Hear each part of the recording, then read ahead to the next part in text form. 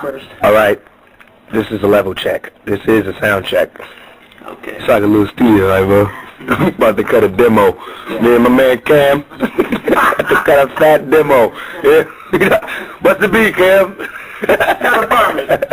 I'm just a reporter guy. We're here with Tupac. Okay, and watch this. Okay. Well, damn, man, I gotta tell you, when I threw the CD on, I'm excited about this album, man. It's hard for me to even know where to begin because this is so rich with so many thoughts and ideas and emotions. It's not even. I was like, well, how am I gonna? I so appreciate. Well, how are we gonna even do this? You know, how are we even to discuss this? Because each tune is there's so much meat there. You know, I appreciate that. And being familiar with the digital underground stuff, and not knowing what we would exactly be seeing here, it's. I'm tripping over my own words, but go ahead. I do appreciate that. Word up. Well, I guess maybe a general question would be about just what you, generally speaking, want to communicate through your music. I think when you start off right away in the album with the song like Young Black Male, I think we see right in that tune a lot of what it is you want to say to the world about your experience and the experience of a lot of us in this country today. I see the young black male, and I'll say it like everybody else is saying it, in a state of emergency. This is true. It's been said 30 million times, but how do we get out of the circle? I see it as by showing us our own strength.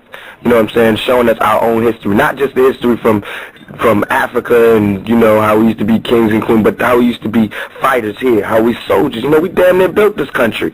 So therefore, how could you not love being black? How could you not want to build more? You know, I know if we built this country, we could build ourselves back up. You know what I'm saying? If we really built the pyramids, it should be no problem to rebuild our brains. You know what I'm saying? And if we really had women like Cleopatra, it should be no problem unlocking those Cleopatras in the modern day around the way girls. You know what I'm saying? So that's what Tupac is about being that spark to start the fire again. You know what I'm saying? I want to just bring Renaissance back for black people. I just want everything to be, you know what I'm saying, beautiful black again. Not being without white, but just where black is beautiful. You say black now, and it's, you know, you say ghetto now, and people's face draw up. They lock their cars. I want it to be where you say black, and everybody's eyes light up. They want to win. You know what? So that's what I want. That's what Tupac is about. Well, you know, this is a slight tangent, but when see, I like to use the word black because I remember when the African American came in as terminology. I think the reasoning behind some of that, but at the same time, I remember being, you know, I was a child, but I remember that was some recollection of the 60s and the early 70s, and I remember how significant it was for black people to stand up and say, I'm black and I'm proud. Right. Basically, I don't care what you say about black, I'm telling you black is beautiful. Yeah. And I almost wonder if we're retreating from some of that, because we're like, you know, and I guess I don't feel like we have to go all the way back to Africa. We should go back to Africa in terms of our knowledge of heritage and all that, but we don't have to go that far. There's so much to be proud of, you know. Yeah, it's like, to me, it's like we're in like I said, a state of emergency to where we have to deal with what it takes for us to survive today. You know what I'm saying? I understand the whole concept behind saying you're African American, making it a more global thing. You know what I'm saying? And make it so black is just a color. You know, you don't want to be so limited. But that's what I want to concentrate on, the color black, because it's the black people that's killing black. You know, it's the black that's causing so much red to flow through the streets.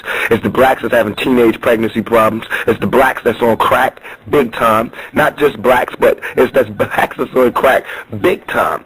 And that's what I want to target, you know what I'm saying? And once we feel love about being black, we'll definitely have a joy in being African Americans.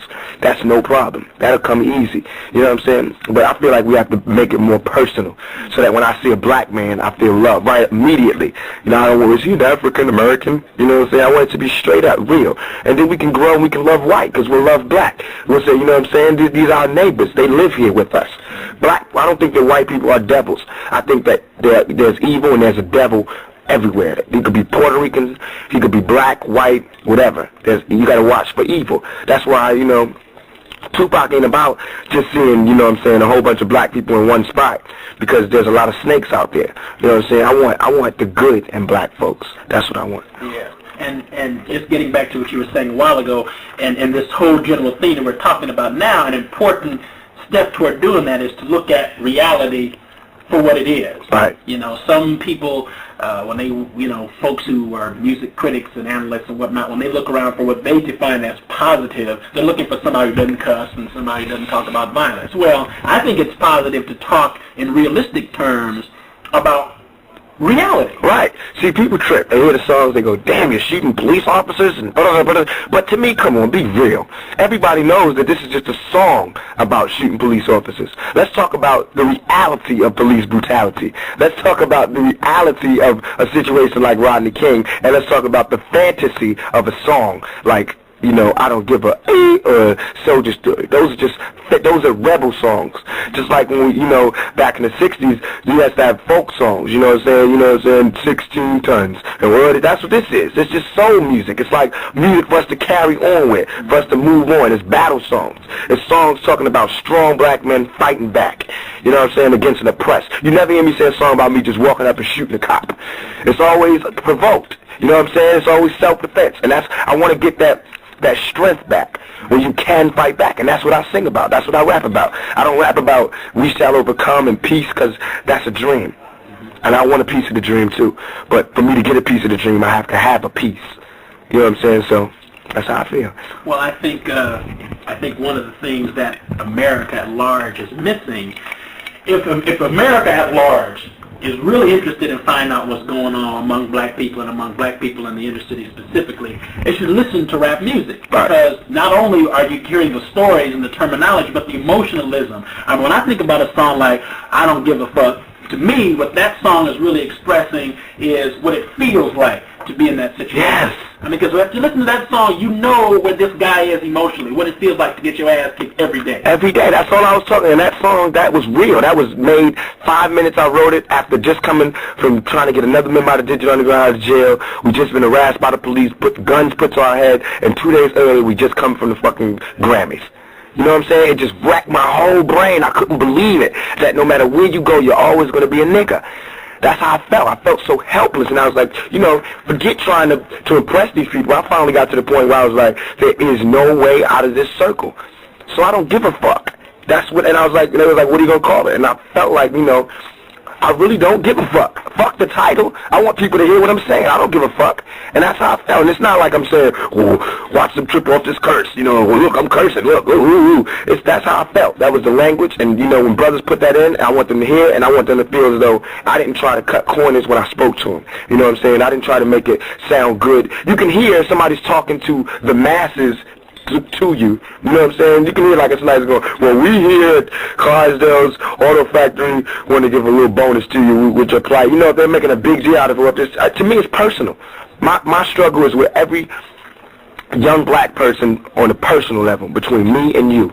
You know what I'm saying? I'm not trying to cause a big revolution and get all these people behind me, because I want nobody to follow me, because I don't know where I'm going. I don't even know where I'm going. You know what I'm saying? I'm going forward. I don't know where that's going to take me. I don't want to lead nobody into war. I don't want to lead nobody into poverty. Nothing. I'm going straight ahead. What I do want is for brothers to take the notion to where they feel as though we are a unit, and they also have to move straight ahead. You know what I'm saying? It's not about just being stuck. You got to move straight ahead. However, and if it's something where, you know, the ending doesn't come out so well, you know, c'est la vie. But we can't. This is not an alternative.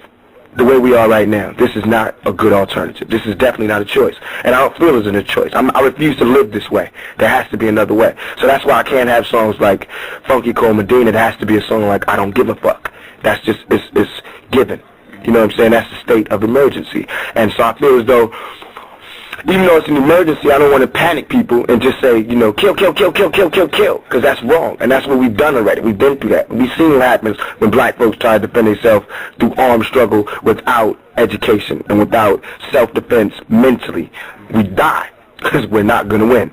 But if we start to join up and start to be more united and start being realistic about who the enemy is, then we'll be better off. Do you think that in the 1990s that armed struggle or armed self-defense needs to be at least a part of the black struggle? I think that it needs to be an option. It doesn't. To say that it needs to be a part of the black struggle would would predict violence. You know what I'm saying? I say that it needs to be an option. We need to keep our options open as black people, and we need to keep our options open as young people, and we need to keep our options open as human beings. So for me as a black man, I have 3 different tasks, and that's why it's not like I'm racist, but like for a white man, he only has one of those things to worry about. You know what I'm saying? Getting himself together as a human being. I have to worry about getting myself together as a human being, a young man, and as a black man. So, of course, I'm going to be a little bit more angry. You know what I'm saying? My words are going to cut a little bit more closer to heart because, you know, I got a lot more to fight about and a lot more to cry about and a lot more to get from this. So I'm going to work harder. And I really don't care who's offended because how could you take offense from somebody trying to dig their way out of a hole? What's so offensive about me surviving? You know what I'm saying? That's why I take great offense. Because you're obviously saying you want me to shut up and die. That's what they're saying. Shut up and die. Stop worrying about it. Everybody got so... It wasn't no thing for Ice Cube to be talking about killing in the hood. But as soon as he was talking about anybody else dying, it was problems. And I'm not saying that Ice Cube is the Messiah, because, you know, he's wrong for saying kill a Jew.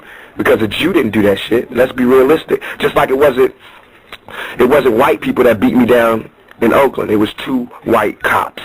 2 white crooked cops. That's what that was. And just like if he feels like that's one person, we have to be more realistic about our enemies. It's easy to say white folks is evil. That's easy. But then you're leading us into more of a slaughter because we're going to find out all white folks ain't evil. And the black folks going to be dicking us. And you can't say that all black folks is inherently lazy and evil because that's not true either. And you have to get, and I like to stand up most for black folks because we have more problems. You know what I'm saying? We have more conditioning. You don't ever hear about anybody telling you about white folks wasn't allowed into this place. Never. They never had that problem. I did. So I have an upper hand. And you can't tell me I don't. You know what I'm saying? Just like when America beat Great Britain for their freedom, they had the upper hand because they wanted their freedom by any means necessary. That's what scares America so much. They see them and us. Except we have the right of cause on our side now. And they see that. They see themselves in the position of the oppressor. And they know what happens when an oppressed people fight the oppressor. The oppressed always win. Because God don't like ugly. You can ask Roberta Flack about that.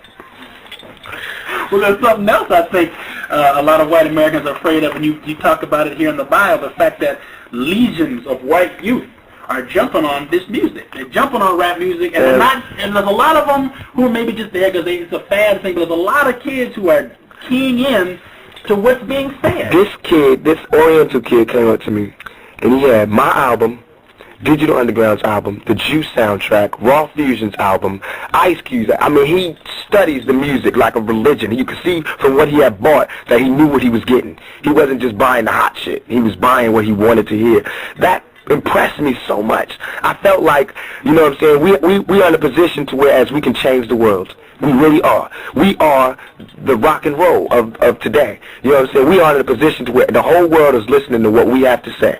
And if we want the whole world to hear us saying, you know, come here, bitch, give me some pussy. That's fucked up. That's a fucked up mirror image of where young people are today. Because I don't think we're into that. Because AIDS is killing us off. And I know, because I ain't getting it all, so I don't know who's getting it all. That's what I'm saying. It's just like we really do have an emergency to deal with. I love the fact that I can stand in the crowd. I can go in a white neighborhood now and have peace, except for the police. But the young kids, you know, the adults, they're still going to see me as a nigga. But the young kids, they go out of their way to talk to you, you know. And even when I'm in a bad mood, they always, you know, how you doing, Rich? Because they really are interested in what you have to say. And they know what I'm talking about, and I love that. You got to love that. But we cannot be distracted. I love the fact that everybody likes our music, but still, Tupac, that's like I said, we're in a state of emergency, and I'm talking to my people, talking to my folks.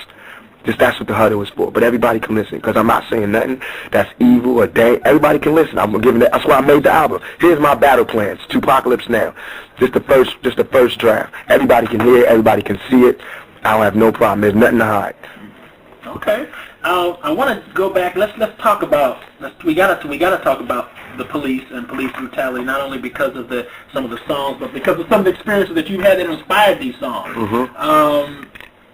I think a lot of people might be surprised by what happened to Digital Underground. Can you tell the story of what actually went down? I could, but I'm not, because I feel as though it happens every day, and people out there who are going to, when they pick us this information up, it's not going to really come to that much of a surprise, because it happens every day. And it happened to me like it happened to 27 black kids. You know what I'm saying? It happens all over the country. It happens over and over and over again. It happens to Digital Underground. It can happen to anybody. But the only reason to get any attention is because it happened to somebody who right now has the time and a little bit of money to pursue this. But what about people who don't have the money to pursue it? And you know, public defenders can't beat the police in the court of law. So what I want to do is bring attention to the fact that there's no justice, more as bring attention to the fact that I got beat up. Okay. You know what I'm saying? Because it's a $10 million lawsuit. I just want my just reward, that's all. And I want the whole world to see it. That's why I didn't take matters into my own hand. I had an opportunity where I knew it was going to be on TV. Now everybody look, this is what happens in America. Is this the country that we're talking about? Because if it is, and it's the country that we need to have, fine. But you're going to see a brand new patriot. You know what I'm saying? Why can Patrick Henry say, give me liberty or give me death? But if I say, give me liberty or give me death, you want to censor me and I'm a terrorist and this and this and that, but I got to have it. I got to have it. Damn it. And got to have it in 1992. I got to have liberty. That's what I feel like. You know what I'm saying? In this interview, I'm talking about black people coming together in unity, everybody loving each other, you know what I'm saying? However it got to be, but first, give me respect. In the next interview, you might be talking to me from behind bars because I had to put my principles to the test. And that's what I'm saying. That's what I mean by state of emergency. Not just in a word, but I mean it. In state of emergency. And when everybody who hears this, it's their job to carry it on. It's your job to check yourself. Am I racist? You know what I'm saying? What am I doing? Because you're part of the problem or part of the solution. So that's what I want. I want to just touch people and check yourself. It's cool. If you are racist and that's how you want to live, cool. But you're going to be a victim of racism. That's how America's working these days. That's how the world works. You will be a victim of racism. So it's on them. Okay. Let's talk a little bit about your background and some of the things that have led to your being here today. As far as the Digital Underground connection is concerned, I guess you were kind of on the roll with them and whatnot before you got your shot to actually be able to come forward. I was a roadie, you know what I'm saying? It's cool. I love it. I love saying I was a roadie because I feel like I got character, you know what I'm saying? Going on the road when it was like salt and pepper, everybody, I wanted to meet all of these people and I couldn't. Because I was, go get the equipment, Tupac, go carry the equipment. You see Shock, everybody walking in the hotel, girls, and you see me over the corner waiting for the bellboy to open up the storage bin so I could put the turntables in.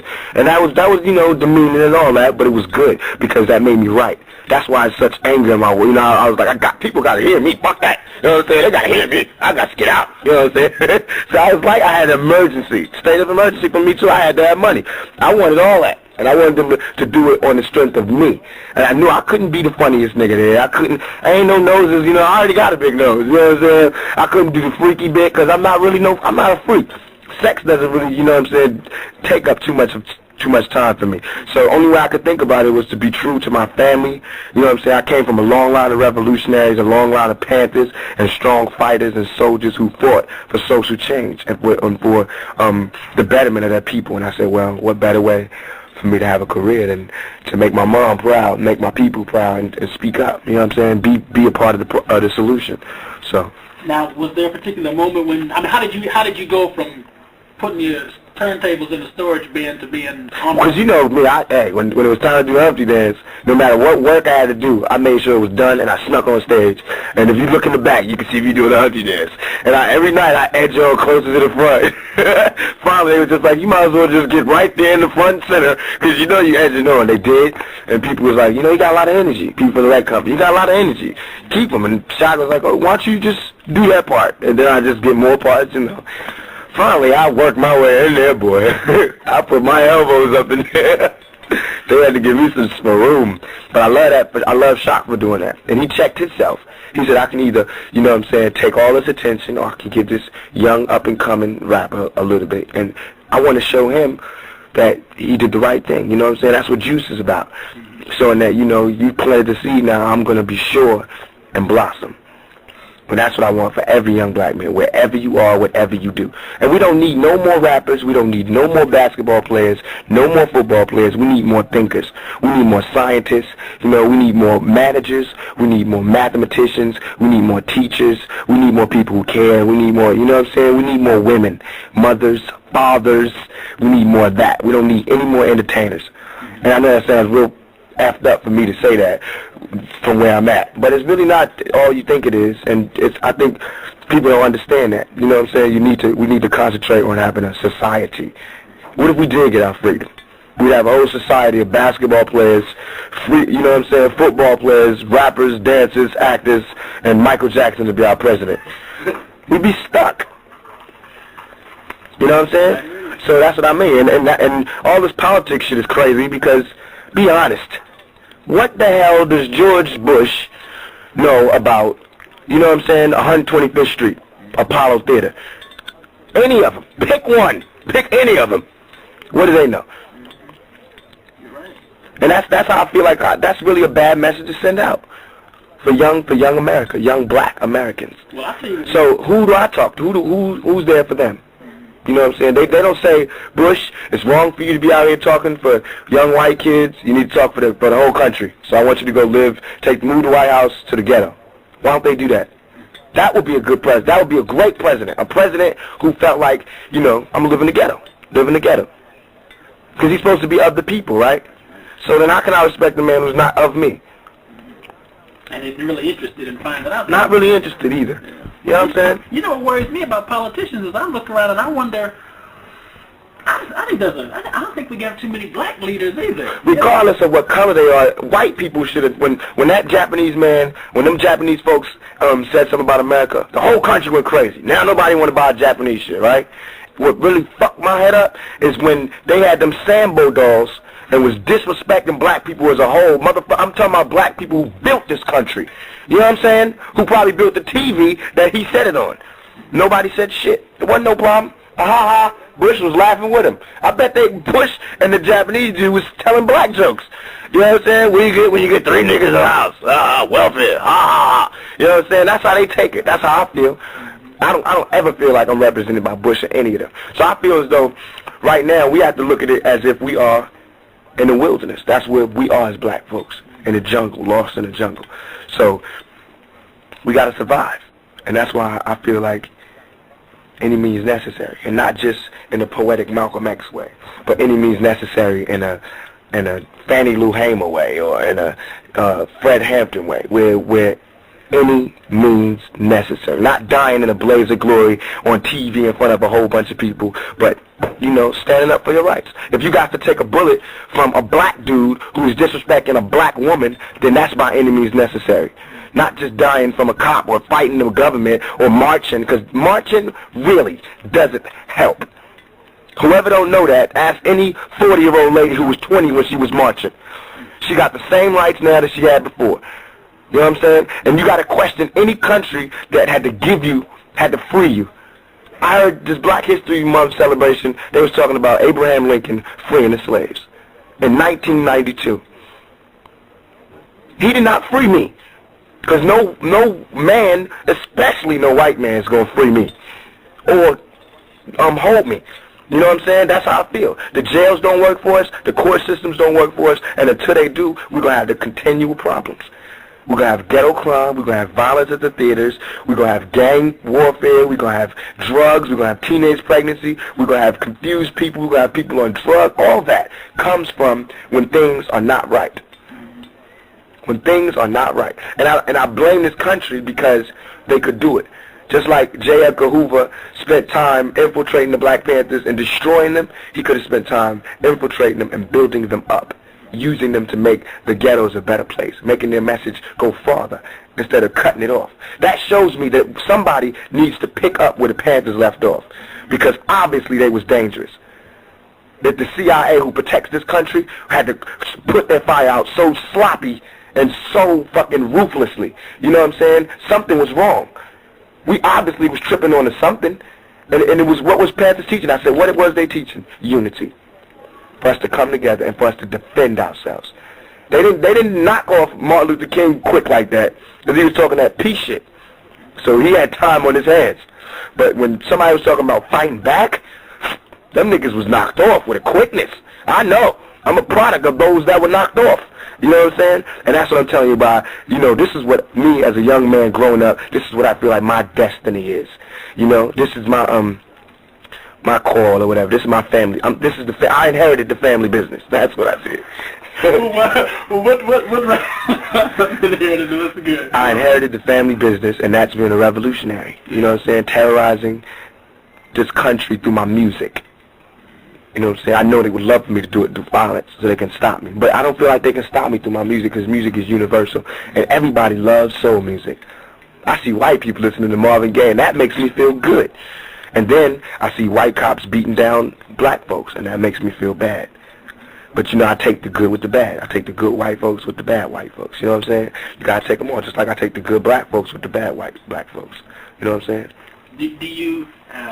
the family business. Did you have many, I don't know how old you were during that time, and do you have many memories of your parents? Crazy memories, man. I mean, like, I can remember being like 4 and waking up and, like, going to my window and hearing the police going, yeah, the black bitch is laying in the bed, we can't tell who else is in here, and da-da-da-da-da, on the walkie-talkies. They was, you know, watching our house. And I didn't know that for years. I heard that. My mother was asleep. Everybody was asleep. I didn't know what that was for years. I remember later after I grew up, I told my mother about it, and she told me what it was. But I didn't even know for years. Imagine that being one of your fucking memories. You know what I'm saying? The police outside calling your mother a black bitch. You know what I'm saying? That's really not good. That's not good. What America doesn't understand is that they say that black people are, you know, lazy, unintelligent, but to me, America is the dumbest motherfucker out here, because how could you not study your own history and not see the fate that you prepared for yourself? They're raising me to be a soldier, and the more police beat me up, the stronger I get. You know what I'm saying? The more they try to make me into a racist, the more of an understanding, integrationalist I become, I guess. You know what I'm saying? Because it's all about survival. And right now, I don't think we, you know, shit, we are people. And it's starting to be not enough people on the globe, much less not enough black folks on the globe. So really, I'm not really down for all that other shit. We don't have to, and I don't want us to go back to Africa, because we built this country as great as it is, and it's a great country, let me say. It's a great country, except it's just the people at the top that's fucking our money over, sending it to Iran and shit. You know what I'm saying? There's people starving. We sending billions to take care of the starving people in Russia. But it's people starving in South Central. You know what I'm saying? We got a lottery where one person can win 25 million, and there's people who don't have zilch. You know what I'm saying? They're showing me pictures of babies with big bellies in Timbuktu, and I'm seeing babies with big bellies next door. How does that make me want to be, you know what I'm saying? And telling me to be all I can be in the army, because you're not going to be shit in the streets. You know what I'm saying? And I know something's wrong. All these white folks are so scared, then something is wrong. That's what's making us going, okay, use your head. You know what I'm saying? If Jimmy the Greek said black folks are superior athletically, you know what I'm saying? And all these people are scared of, you know, all of this censoring and J. Edgar Hoover and all of this, and you couple that with the fact that he killed, you know, he blackmailing people because his wife was with a black chauffeur, and all of this is telling me that black men are strong. Black men scare white men. You know what I'm saying? Black men have this mystique, this power. You know what I'm saying? But it's really not that. It's just that if you take so much from somebody, white women see it too. You know what I'm saying? The white men can take it, but the white women still see it. No matter how much they try to take them from it, they still see it in them. You know what I'm saying? And I'm not saying that to be wrong, and I'm just being honest. And any white woman that's listening, no, I'm being honest. You know what I'm saying? And that's real. That's real, and that's a curse from what the evil did. You know what I'm saying? When you do that, they wanted to rape our women, and the payback is that it's jungle fever running rampant up in the streets of America. You know what I'm saying? And it ain't all like Spike showed it. It's usually the other way. And that'd be real, man. It'd be all different shit. It's some different shit out here. I'm enjoying just listening to you talk. I remember this from last time we got into it about the movie before, so I knew I was looking forward to coming over and talking about this record. The word nigger, interesting. A lot of artists use it in music today. We're hearing it more and more. But you've given a different meaning to it. You've assigned words to each of those letters. Yes, nigga. N-I-G-G-A. Never ignorant, getting goals accomplished. And I mean that, not just in a cute way. You know, I purposely didn't put it on my record or nothing, because I didn't want anybody to just logo it real quick and come out with nigga t-shirts and all that type shit. Then white folks got little nigga badges and everybody's wearing nigga. You know what I'm saying? And just running out. See, that's what we do. We always sell ourselves short. You know what I'm saying? As soon as we get something that's good, the white man come with a shiny mirror or some couple beads or something, and we sold and a drink. You know what I'm saying? A St. Ives commercial. We're fine. Thank you. Fuck that. I wanted to make it something that we could live by. I felt like there was no way I could stop calling myself a nigga. Just as sure as there was no way that motherfuckers was going to stop calling me nigga. So instead of letting them take that away from me, I took it from them. Nigga's now mine. And when they say nigga, they give me strength. You know what I'm saying? So say it. You know what I'm saying? Say it. And all those that say I'm wrong for saying and want to bleep it out, they wasn't bleeping this shit out 20 years ago. So don't bleep this shit out now. I still see Tom and Jerry's, you know, and Popeyes with black Sambo babies and shit. They ain't bleeping that shit out, so I'm be damned if I bleeped out nigga. And it's going to be on just like that every time. And I'm going to say it freely just like I say dude. Nigga. That's my word.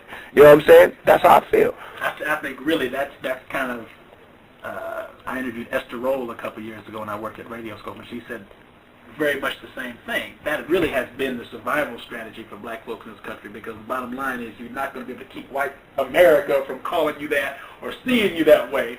So you just, as you say, take it back, turn it around. Took it from their ass. Hell yeah. Just like we could do anything.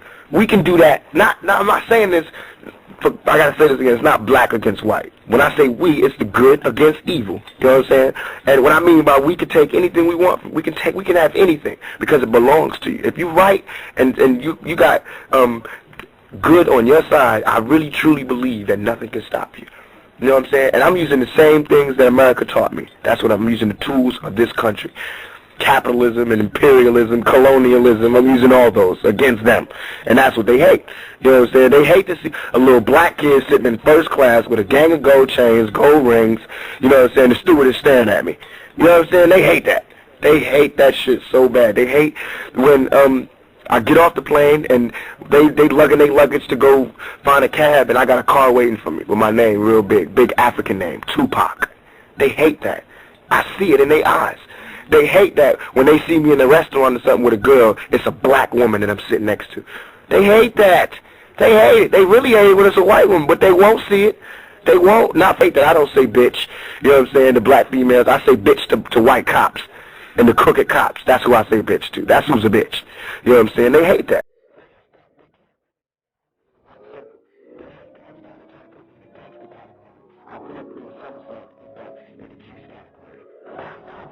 I love that about myself, and I love that about black people. And if I could love, I'm loving myself. I remember when I was poor, I hated myself. Now I love myself. So I see what the curse can do, and I see what it takes to get it off you. It just takes a little confidence. And that's what we're missing as black people. We let them make us feel like, you know, quiet. Again, just being quiet. You know what I'm saying? Telling you that wearing gold chains is hoochie. And that's played out because they make jokes about it. You know, boo, hubba, hubba, hubba, hubba. Really? They ain't got no rhythm. So what can they tell me? How can they joke about bull hubba hubba and they ain't got no rhythm? You know what I'm saying?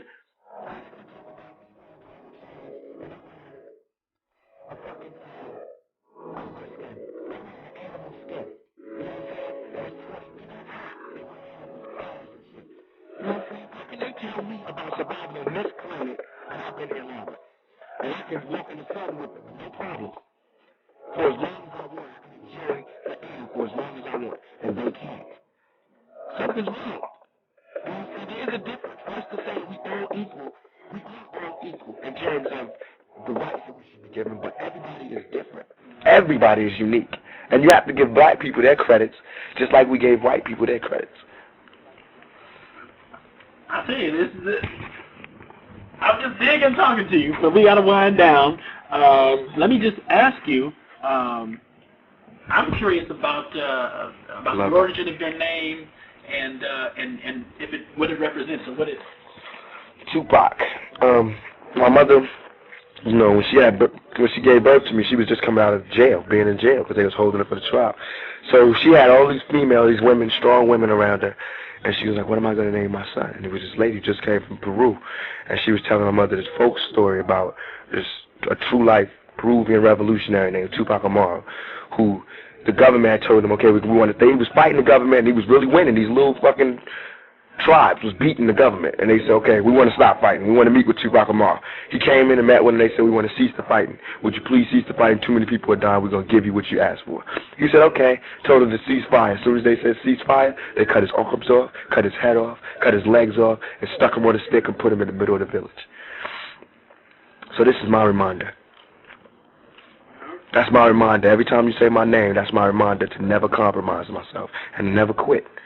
There's no such thing as a truce while people ain't free, regardless of who it is. That's why I have a problem with Ice Cube saying Jew and the killer Koreans, because that's wrong. You know what I'm saying? It might be today we fighting against the white man, but next week it's going to be me and the Koreans fighting against Ice Cube, because that's wrong. You know what I'm saying? And how could you be teaching somebody wrong? We don't need that. We had a gang of motherfuckers treating us and teaching us wrong. We need to be taught right now. That's why I'm not going out there saying I'm a role model. You know what I'm saying? Fuck that. Pick up with the shit you can get from me, get the rest from Fresh Prince. You know what I'm saying? Just grab the rap and the next from the next nigga. You know what I'm saying? Learn from everybody. Learn from women and men alike. Because there's some crazy shit out here. Everybody's fucked up a little bit. Believe that, like you believe crack kills. All right. Very well said. Very well said. Anything that we didn't talk about you want to mention before we get out of here? New single, Brenda's Got a Baby. You know what? We talked about a few of the songs, but we didn't talk about Brenda, did we? That is shit. I want people to really listen to that. That's a hit. Oh, man. I mean, that's, you know, it sounds cornball to talk about tears in your eyes and all that, but that's the kind of impact that song has. I mean, and it's the sort of thing that happens. We see it in the paper. We don't see it in the paper, but it happens. That's real. That's real, and that's what I wanted to say. I wanted to say that, you know what I'm saying, part of a revolutionary is to know that, I don't know, Public Enemy, see, this is something I learned from Public Enemy, from their records.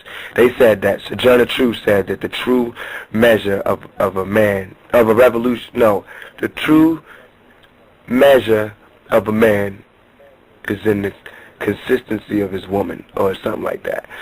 But so I knew that. I felt like, you know, all these black, even Public Enemy, even Paris, and they all talk black. They're talking black man, black man, black man, black man, and they'll never say nothing about black woman, the one who birthed us, who brought us here. That's where we came from. Everybody knows. Where you come from? Africa. We come from a woman. That's where we come from. Mother woman, the woman. And we have to give more respect to females. That's what I want to add, that little twist to my travels. Now the inspiration for the song. It's true. Came out of the New York Post or the Daily News, one of them papers. It was over a week I was reading this article about this girl, and I wrote after a while. It was in my trailer while we was filming Juice. In between shots, I wrote it just while I was crying too. That's why I knew everybody else would cry, because I was crying. And I'm a hard edge type of person. It takes a lot to move me. But I was in tears because this little black girl was all by herself. And on the next page, I'm hearing about little debutantes and shit. Having a, you know what I'm saying? That shit was just getting to me too much. I felt like we don't have so much, man. So much that we borrowed from, and it hurts. Yeah. Okay. I think we got it. There it is. All right. Let me get you to take a look at these station IDs. These are some of the stations that carry our countdown show, and if you could just run through those. All of these? Yeah. Okay. You don't need to worry about this part, just hi, this is Tupac, however you want to introduce yourself, then pick it up there, you know, just go on down. Okay. Ready? Yes. Hey, what's up? This is Tupac, the rebel of the underground. That. Yo, what's up? This is Tupac, the rebel of the underground, and we on KISS 95.7, Connecticut's 10 in a row music power. Hey, this is Tupac, a.k.a. Bishop from the movie Juice, and you know you jamming on FM 92, The Beat. This is Tupac, the rebel of the underground, and you're listening to 97.9, The Box. What's up? This is Tupac, and you're listening to Hot 106, WAMO. Believe that. What's up? This is Tupac, the rebel of the underground, a.k.a. Bishop from the movie Juice, with the best music in town on the adult